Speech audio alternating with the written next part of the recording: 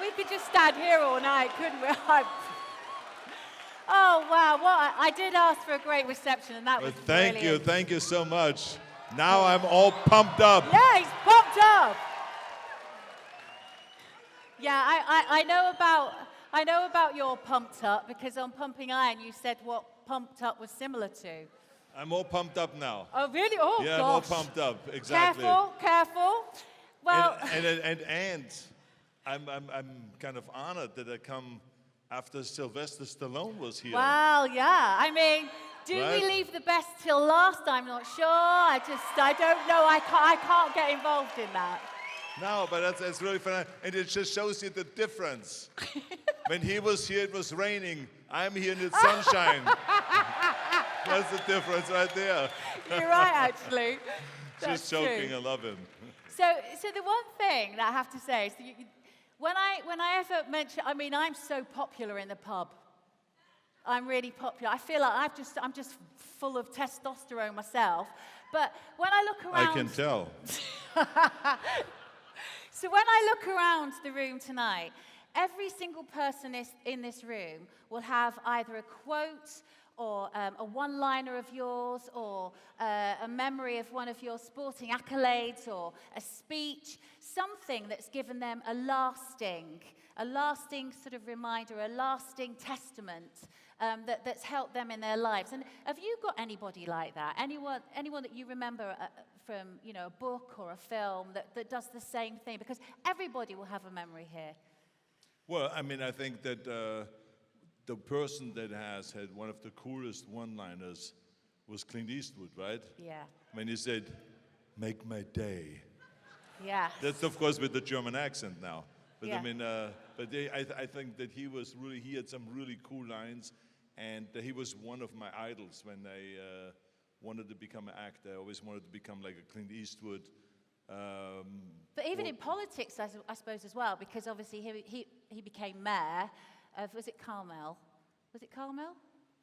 Well, It's Carmel, isn't it? I've read your book. It's a really big book. It's about that thick, Arnold. I had 2 holidays in Turkey to get through it. well, I tell you one thing. First of all, when you say in politics, I mean, let's be honest, most politicians are boring, Yeah. right? I mean, they have no sense of humor. Yeah. Everyone true. is so scared all the time about saying the wrong thing. Everyone is so scared about making the wrong move. You know, it's like, have you ever noticed politicians smoking cigars? Never. They all smoke in secret, but they don't want to be seen with a cigar Yeah. because they're worried like they look like thugs, or they look like, gangsters or something like that. Yeah. But in reality, that's what they anyway. That's what they are, right? They don't have to fake it.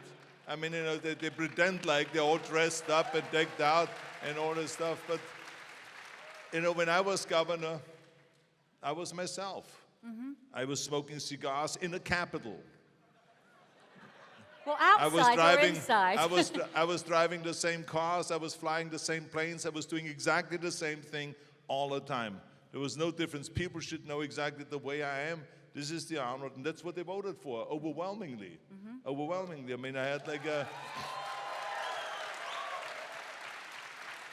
For you, I think days around that lake, is it Tallahassee Lake, seemed to be where you were introduced into being an athlete and just living life and having fun. Well, I mean, I had an interesting kind of an upbringing, because when I was a kid, I wasn't very happy being in Austria. I grew up after the Second World War, and we were occupied actually by the British, Yep. our section of Austria, Styria. And so there was very little food around. It was poverty. It was after the war. The men all kind of were very, very pissed off that they lost the war. And so there was a lot of drinking going on, a lot of brutality and stuff like that. We kids were beaten when we did something wrong. So it was that kind of an upbringing, So it was really rough. But at the same time, when I look back now, I say to myself, it was great that I grew up like that, because that's what made me hungry. Yeah. That's what gave me the desire. Yeah. That's what gave me the willpower. And so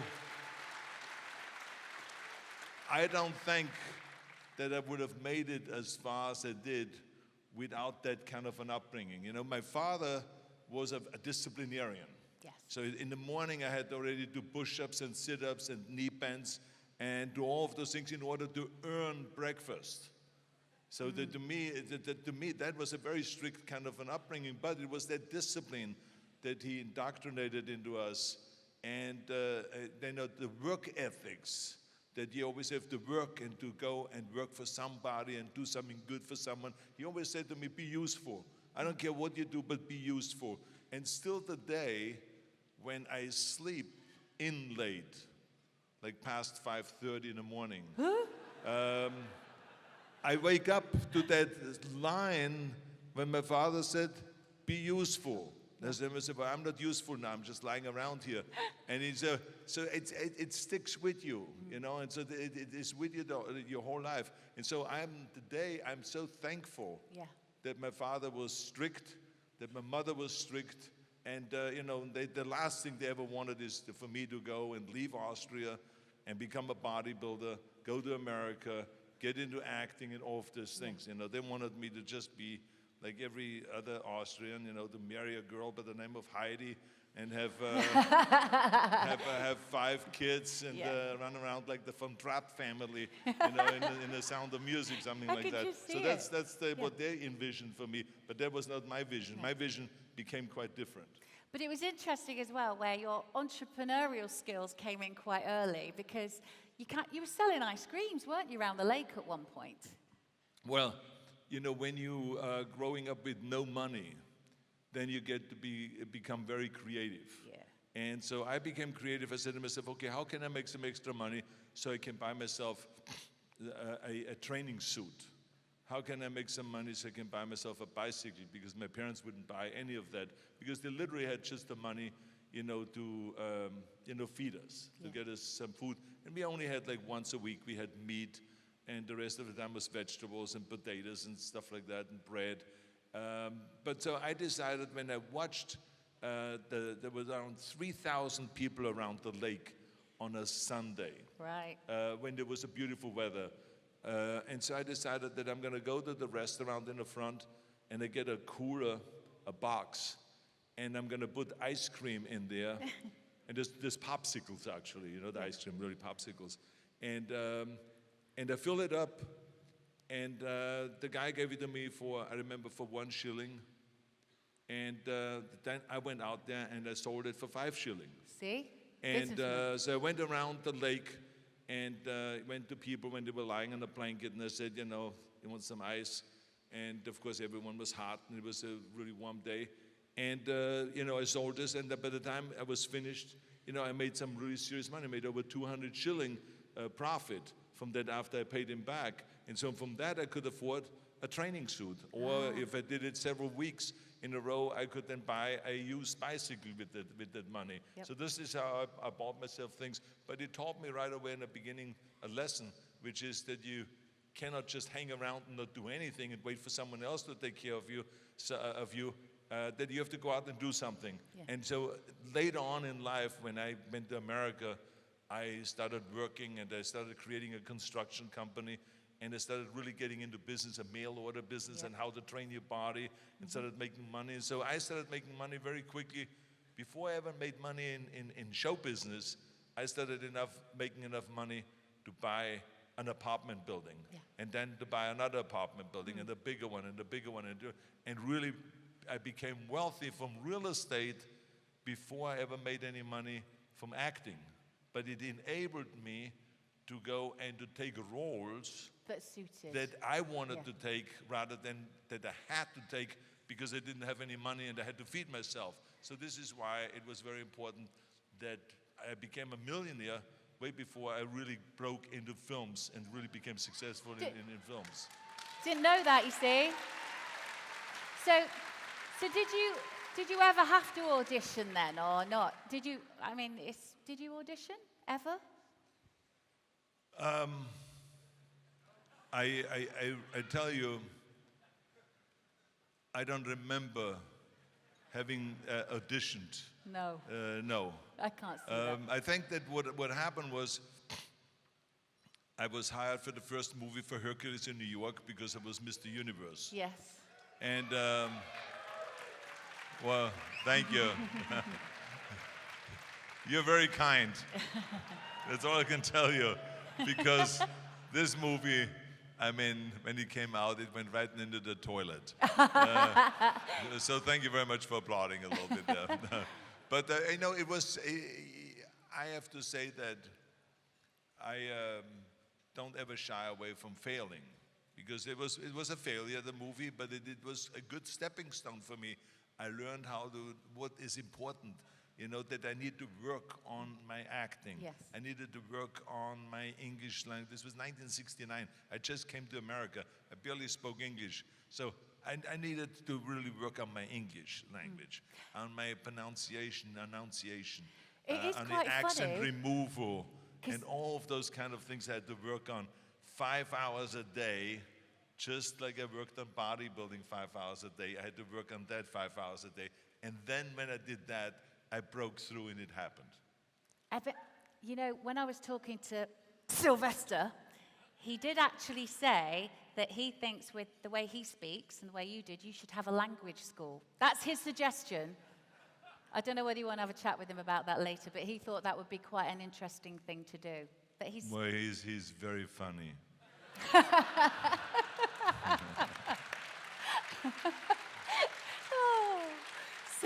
Well, I know you're up for a giggle, and this whole oh, he's like, she's coming here again. I am famous for my props, don't worry. You look worried. You're not worried, are you? Are you worried? It's just the whole thing, because I was so fascinated with the Terminator thing. Right, just bear with me. Sorry. I'm trying to. So if you can just show me how we do it, the Terminator, it's about sort of cocking your weapon and all that. So I just thought if I could have just a really quick lesson and we can double up and just show me how we do this. Is that bad? The glasses on? With the glasses on. Well, I think so. I haven't tried them on yet. Oh my goodness, it's you! Brilliant. So if I'm a machine, I don't look at my weapon, do I? I don't look at it. It's not here. Well, you have it in your hand already. Oh, yeah. Okay. So I put it down, right? Why do you want to put it down? Well, where did I have it here? You just keep it in your hands. I just keep it in my hands, Yeah, right? exactly. Yeah. Now shoot.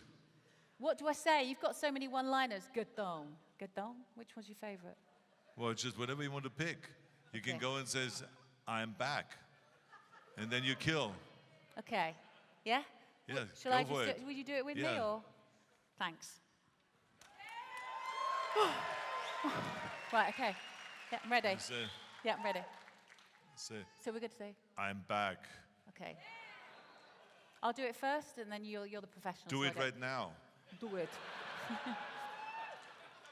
No, No, what's the matter with you? Sorry. You cannot take directions. I said brilliant. first you say, oh, say you that should first. remember you just earlier you said, I'll be back. Yeah. Now the 10 minutes have gone by. Now you're coming back. Right. Now you say to the police officer, I'm back. Okay. And then you kill him. Right. Then you kill him. I'm back.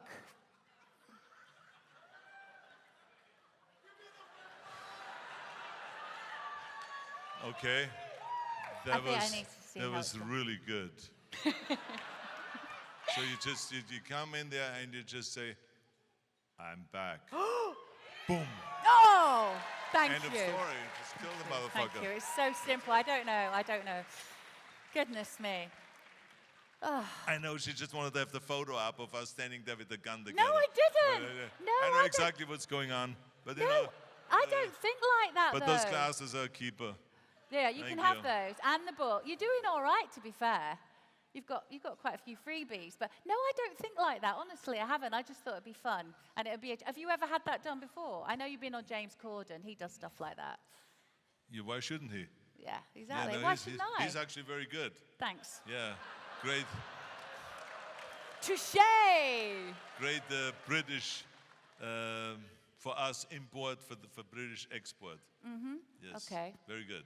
Right, thanks. No, but like I said, you were very good. Thank you. Yeah, it's just you need a little bit of direction, and then you will be getting on a roll. I'm always learning. I'm always Getting on a learning, roll, because that's exactly, another yeah. thing that you say, Exactly. that we should always, oh. So, what are your plans for the future? I can't believe I'm asking you. What are your plans for the future? Any interesting projects ahead, or do you just want to retire and enjoy life? No, well, I'm not a big believer in retirement. No, I can't imagine that. Look, after you die, you have all the time in the world to retire and not to do something. But while I'm alive, because I have to say that I take this life very seriously. I know this is not a dress rehearsal. I know this is the real deal. And I know this is the only one we have. So you better go and use this life 100% to its fullest. Try to get as smart as you can get, as fit as you can get as much happiness out of it, have the greatest family, do whatever you do a straight 10. Because this is the only one you're gonna get. And so this is why I always say, you know, we have to go all out. And so I have not ever thought about retirement. As a matter of fact, I think about that I would love to continue and will continue fighting for a clean environment and for a clean energy future. I will fight in America for a true democracy, because we still have a fixed political system in America that needs to be undone, that has existed for 200 years, and we are working on it to go and reform and redistrict and challenge those kind of systems that are in place. So I will fight for that. I will continue fighting for people to get healthy and to get fit and to exercise every day. So there's so many things that need to be done, and I will want to continue doing movies and entertain people around the world. That brings me great joy, if it is through a comedy or an action movie or whatever it is. So there's so much more to be done in the future. I cannot wait. I'm so excited about the future. Wow, well.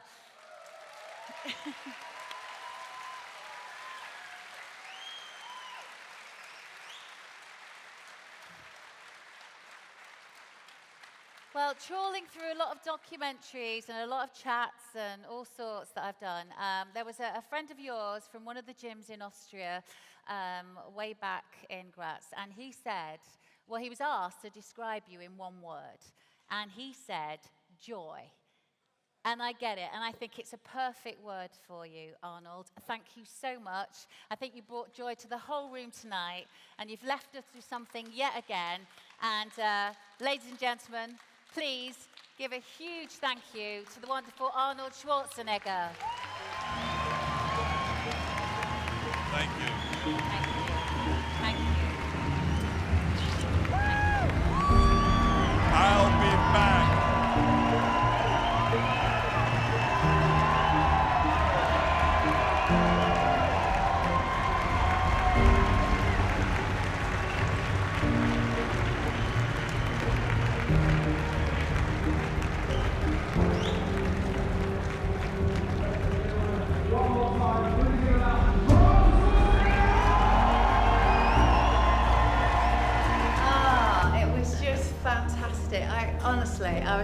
He really enjoyed it as well. Arnold said you did really well, and the audience were fantastic. And I just felt like we got so much out of Arnold in all the right places for all the right reasons, and I think he actually enjoyed it too. But don't ask him; it's a bit cheeky, and he said, "I don't know what you're talking about."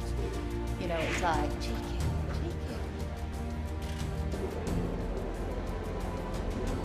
Hello, boss. How are you? I'm good. How are you, sir? Did you take the picture? I took the pictures. You took it? I am. Fantastic. Okay, where are we taking it? Where are we Over standing? there. Oh, Do you there we want, stand. do Okay, you want got the it, chair, boss? Okay. Yeah, we've got some.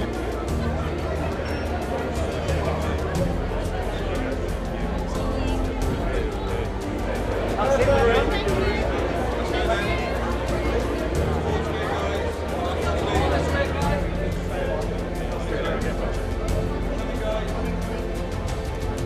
Thank you. This way, sir. Get down. Thank you. I can't be down the rest of the She's got the lift.